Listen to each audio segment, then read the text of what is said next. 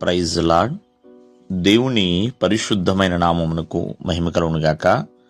ప్రభువు నామమున మీ అందరికీ హృదయపూర్వక వందనాలు. ఈ ఉదయకాలము దేవుని వాక్యమును విందాం. 2వ దినవృత్తాంతముల గ్రంథము 16వ అధ్యాయము 9వ వచనము. తన ఎడల యథార్థ హృదయము గలవారిని బలపరచుటకై యెహోవా కనుదృష్టి లోకమందంతటా సంచారము చేయుచున్నది.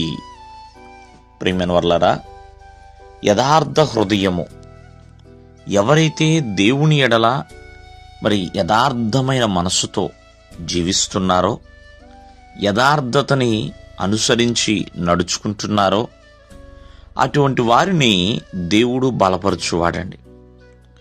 వెతికి మరీ బలపరుస్తాడు. ఎక్కడ ఉన్నా ప్రియమైన వర్లారా, దేవుని కనుదృష్టి అంట యథార్థమైన హృదయము కలి వారిని బలపరుస్తుందంట. ఒకవేళ యథార్థమైన హృదయం కలిగిన వారు ఏదన్నా బలహీనతలోనికి వెళ్ళొచ్చేమో, శ్రమలోనికి వెళ్ళొచ్చేమో, ఇబ్బందుల్లోనికి వెళ్ళొచ్చేమో, కానీ దేవుని కనుదృష్టి అంట అటువంటి యథార్థమైన హృదయ కలిగిన వారిని ఎప్పుడు కూడా విడిచిపెట్టదండి, బలపరుస్తూనే ఉంటుంది. చూడండి, చాలామంది శ్రమ వచ్చినా వారి యొక్క యథార్థతను విడిచిపెట్టరంట. భక్తుడైన యోబులాగా తన భార్య అంటుంది, ఇంకనూ నువ్వు యథార్థతని వదలక ఎందువా అన్నట్లుగా. వదలలేదండి, శ్రమ వచ్చినా సరే వదలలేదు. దేవుడు అటువంటి వారిని బలపరుస్తాడు. ఖచ్చితంగా యోబును దేవుడు బలపరిచాడు. అంతేకాదు, భక్తుడైన యోసేపు శ్రమ వచ్చింది, కానీ తన యథార్థమైన జీవితాన్ని మాత్రం తను విడిచిపెట్టలేదండి.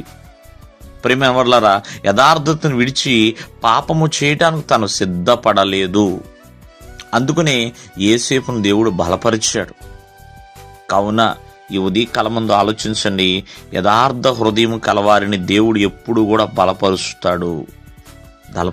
దేవుడే వెతుకుతాడు ఎవరైతే యథార్థముగా జీవిస్తున్నారో అని.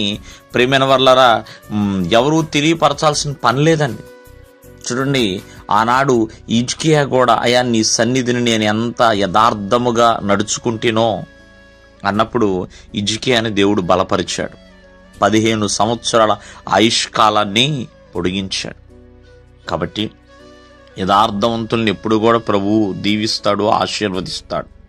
యథార్థ మనస్సులని వారిని ఎప్పుడు కూడా ఆ దేవాది దేవుడు బలపరచువాడు.